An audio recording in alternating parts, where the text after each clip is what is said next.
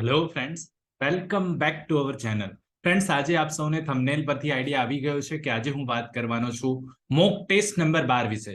Yes friends, mock test number 12 ની વાત હોય તો આજે બહુ જ ઇમ્પોર્ટન્ટ ટોપિક વિશે ને સબ્જેક્ટ વિશે વાત કરવાનો છું આવનારી ગુજરાત સિવિલ જજની પ્રિલિમિનરી એક્ઝામિનેશન માટે. બહુ જ ઇમ્પોર્ટન્ટ આ સબ્જેક્ટ છે ને અહીંયાથી 2 કે 3 MCQ પૂછાય છે.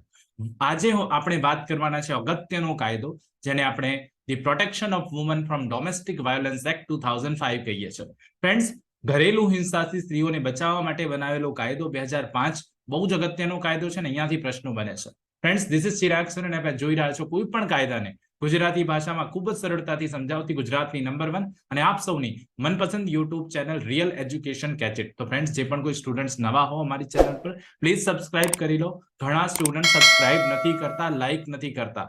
પ્લીઝ સબસ્ક્રાઇબ અને લાઇક જરૂરથી કરી દેજો. તો ફ્રેન્ડ્સ, બિલકુલ સમયને નહીં બગાડીએ, જલ્દીથી જલ્દી સ્ટાર્ટ કરીએ.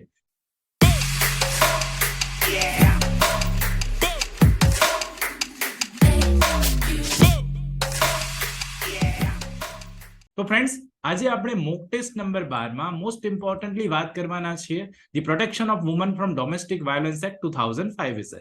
તો ફ્રેન્ડ્સ, સૌથી પહેલા મેં ક્વેશ્ચન છે, how many sections are there in the protection of domestic violence act 2005? કેટલી સેક્શનો છે કુલ સેક્શન? ફ્રેન્ડ્સ, આ પ્રશ્ન બહુ જ પૂછાય છે. ઓપ્શન છે 37, 39, 40 કે 31. તો ફ્રેન્ડ્સ, અહીંયાથી સાચો જવાબ બને છે 37 ટોટલ સેક્શનો છે આ કાયદામાં. Question number 2, which among the following international conventions and treaties followed the enactment of the Protection of Domestic Violence Act 2005 in India? તો કયા ઇન્ટરનેશનલ કન્વેન્શન અને ટ્રીટીઝ હતી એના દ્વારા આ કાયદાને પ્રોત્સાહન મળ્યું ને આ કાયદો અમલમાં આવ્યો? Vienna accord 1994, Beijing Declaration 1995, Convention of Elimination of All Forms of Discrimination Against Women 1979 કે D all of the above? તો ફ્રેન્ડ્સ, અહીંયા સાચો જવાબ બને છે D all of the above will be correct answer. યાદ રાખી લેજો, સાચો જવાબ ડી.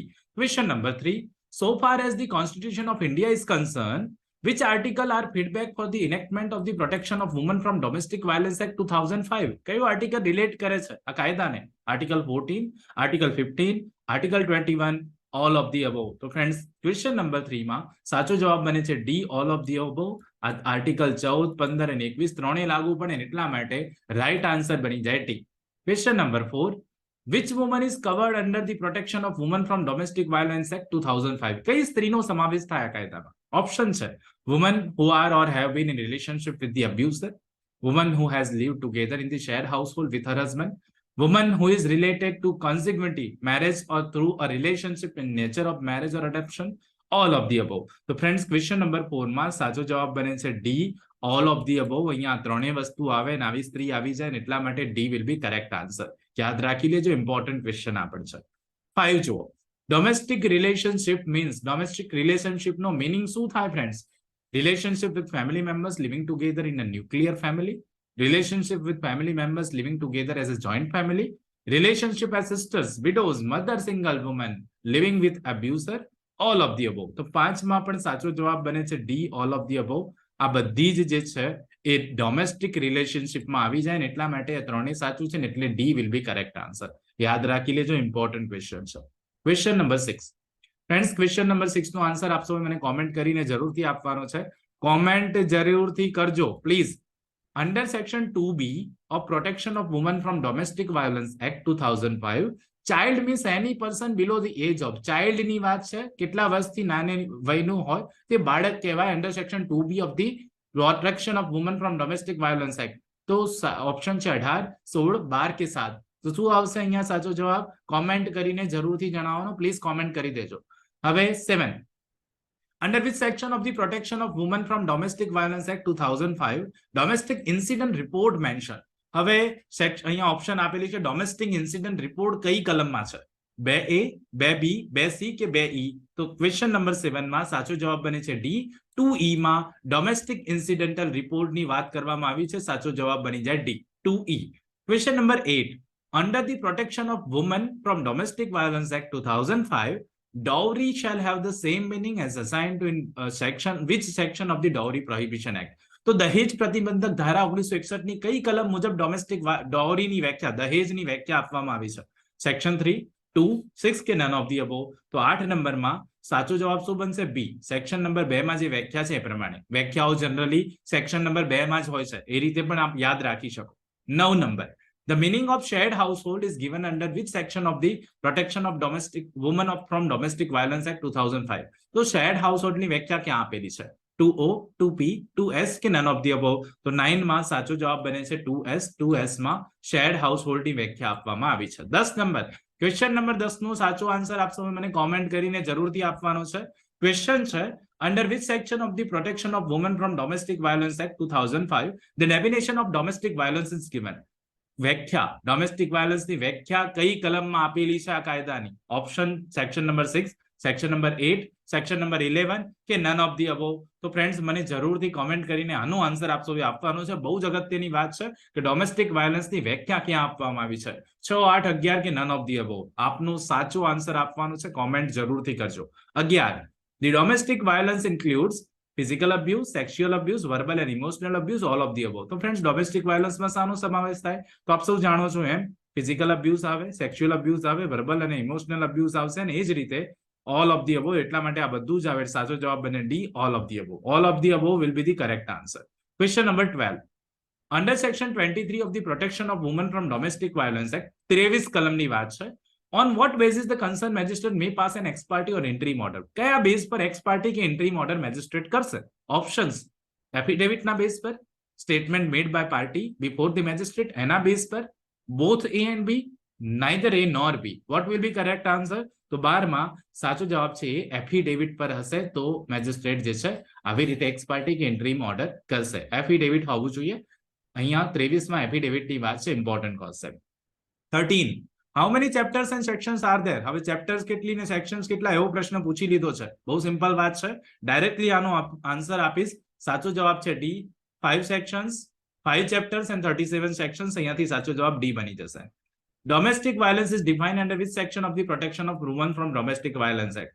ફ્રેન્ડ્સ અહીંયા આ ક્વેશ્ચન રિપીટ થાય છે. ફરી આપ સૌને આનો આન્સર આપ સૌએ જ આપવાનો છે. આગળ પણ મેં એ જ વાત કરી હતી, અહીંયાથી પણ આપ સૌએ આન્સર આપવાનો છે. ડોમેસ્ટિક વાયલન્સની વ્યાખ્યા કઈ કલમમાં છે? 7, 3, 8 કે ઓનલી બી ઇઝ કરેક્ટ? અહીંયાથી 14 નંબરનો પણ આન્સર આપ સૌએ કોમેન્ટ કરીને મને જરૂરથી આપવાનો છે. 15, what kinds of order or orders can be passed by the magistrate in the case relating to the domestic violence in favor of aggrieved women and against the respondent? Friend, aggrieved woman જે પણ કોઈ હોય, એના લાભાર્થી જે સ્ત્રી છે એને એના ફેવરમાં કયા જજમેન્ટ મેજિસ્ટ્રેટ પાસ કરી શકે, કયા ઓર્ડર્સ પાસ કરી શકે, અને એ પણ રિસ્પોન્ડન્ટની વિરુદ્ધ? Protection order, compensation order, residence order, all of the above. તો ફ્રેન્ડ્સ આપ સૌ જાણો છો પ્રોટેક્શન ઓર્ડર પણ પાસ કરી શકે, કમ્પન્સેશન પણ કરી શકે, રેસિડેન્ટ પણ કરી શકે. એટલા માટે D will be correct answer, all of the above. યાદ રાખતા જજો, પ્રશ્નોને મગજમાં બેસાડતા જજો. ઇમ્પોર્ટન્ટ આ ક્વેશ્ચન છે, પરીક્ષામાં પૂછાય એવા છે. The Protection of Women from Domestic Violence Act is a social legislation, beneficial legislation, colorable legislation કે none of the above? તો ફ્રેન્ડ 16 માં સાચો જવાબ બને છે બી. આ એક બેનિફિશિયલ કાયદો છે ફ્રેન્ડ્સ, લાભાર્થી કાયદો છે, સ્ત્રીઓને મદદ કરતો કાયદો છે, એટલા માટે બેનિફિશિયલ અહીંયાથી આવી જાય. Then 17, under the Protection of Women from Domestic Violence Act 2005, the offence under section 31 which provides for penalty for breach of protection order by magistrate.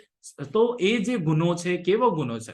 Cognizable non bailable, cognizable bailable, non cognizable bailable, cognizable and compoundable. તો friend 17 માં આપ section number 31 ની જોગવાઈ જુઓ તો આપ સૌને ખબર પડી જાય આ ગુનો કોગ્નિઝેબલ છે ને નોન બેલેબલ છે. આ મોસ્ટ ઇમ્પોર્ટન્ટ એમસીક્યુ છે પરીક્ષાની દ્રષ્ટિએ. ફ્રેન્ડ્સ આવા પ્રશ્નો બહુ જ પૂછાય છે. આ જે 31 મુજબનો ગુનો છે એ કોગ્નિઝેબલ હશે ને નોન બેલેબલ હશે. યાદ રાખી લેજો, important concept. Question number 18, under the Protection of Women from Domestic Violence Act 2005, what is the penalty for breach of protection order by or respondent? અહીંયા એવું કેવું છે કે જો કોઈ breach of protection order કરે છે રિસ્પોન્ડન્ટ, તો એવા સંજોગોમાં એને કઈ પેનલ્ટી થશે આ કાયદા હેઠળ? તો ઓપ્શન છે imprisonment up to 1 year or fine up to 20,000 rupees or both, imprisonment up to 1 year and fine up to 20,000 rupees, imprisonment up to 1 year only, fine up to 50,000 only. So friends શું answer આવશે 18 માં? સાચો જવાબ છે એ, 1 વર્ષ સુધીની સજા, 20,000 રૂપિયા સુધીનો દંડ, અથવા તો બંને થઈ જાય. 19, under the Protection of Women from Domestic Violence Act 2005, the protection officers and members of service providers are public servant under which section of which code? આવો પ્રશ્ન પૂછ્યો છે કે જે આ પ્રોટેક્શન ઓફિસર હશે આ કાયદામાં અને સર્વિસ પ્રોવાઇડર હશે એ કયા કાયદા મુજબ પબ્લિક સર્વન્ટ ગણાશે ને કઈ કલમ મુજબ? Section 5 prevention of corruption act મુજબ, સેક્શન 21 આઈપીસી મુજબ, સેક્શન 2 જનરલ ક્લોઝિસ એક્ટ મુજબ, કે નન ઓફ ધી અબોવ? તો ફ્રેન્ડ્સ અહીંયા બહુ જ ઇમ્પોર્ટન્ટ આ ક્વેશ્ચન છે અને પ્રશ્ન અહીંયાથી પૂછાય છે, આવો પ્રશ્ન પૂછાઈ શકે પરીક્ષામાં. સાચો જવાબ છે બી. આઈપીસી ની કલમ 21 મુજબ આવા લોકો શું ગણાશે? પબ્લિક સર્વન્ટ ગણાશે. બહુ જ અગત્યની વાત અને 19 જેવો પ્રશ્ન ફ્રેન્ડ્સ પૂછી શકાય એવો બહુ જ અગત્યનો ઇમ્પોર્ટન્ટ ક્વેશ્ચન છે. 20 હંમેશાની જેમ લાસ્ટ ક્વેશ્ચન છે, આપ સૌએ મને કોમેન્ટ જરૂરથી કરવાની છે. Which section of the Protection of Women from Domestic Violence Act 2005 deals with assistance of welfare expert? Assistant of welfare expert ની જોગવાઈ જે છે ડોમેસ્ટિક વાયોલન્સ એક્ટ જે છે prevention of woman from domestic violence act 2005 ની કઈ સેક્શનમાં જોગવાઈ આપેલી છે? ઓપ્શન છે section number 13, section number 14, section number 15 કે સેક્શન નંબર 16. ફ્રેન્ડ્સ આનો આન્સર આપ સૌએ મને કોમેન્ટ કરીને જરૂરથી આપવાનો છે. બહુ જ ઇમ્પોર્ટન્ટ આ પણ ક્વેશ્ચન છે. જે પણ કોઈ ક્વેશ્ચન મેં પૂછ્યા છે આપ સૌને એના આન્સર આપ સૌએ મને જરૂરથી આપવાના છે. ઇમ્પોર્ટન્ટ આ ક્વેશ્ચન છે. આ કાયદો પણ અગત્યનો છે, અહીંયાથી 2 કે 3 પ્રશ્નો પૂછી જતા હોય છે. સો બહુ જ ઇમ્પોર્ટન્ટ આ લો, તૈયારી કરતા રહો, ક્વેશ્ચનના આન્સર આપતા રહો. આઈ હોપ સો ફ્રેન્ડ્સ આજના વિડીયોમાં the protection of woman from domestic violence act 2005 વિશે આપણે બહુ જ ડિટેલમાં સમજ્યા છે. આપ સૌને ક્લેરિટી પણ મળી ગઈ હશે. કોમેન્ટ જરૂરથી કરી દેજો ફ્રેન્ડ્સ. આવા જ નવા વિડીયો સાથે ફરીથી બહુ જલ્દી મળીશું. પહેલા લાઈક કરી દો અને ચેનલ પર નવા હો તો પ્લીઝ સબસ્ક્રાઇબ જરૂરથી કરી લેજો. ફ્રેન્ડ્સ મળીએ આવા જ નવા વિડીયો સાથે ફરીથી બહુ જલ્દી. ત્યાં સુધી જોતા રહો મારી ચેનલ રિયલ એજ્યુકેશન કેચેટ. ખૂબ ખૂબ ધન્યવાદ, ખૂબ ખૂબ આભાર.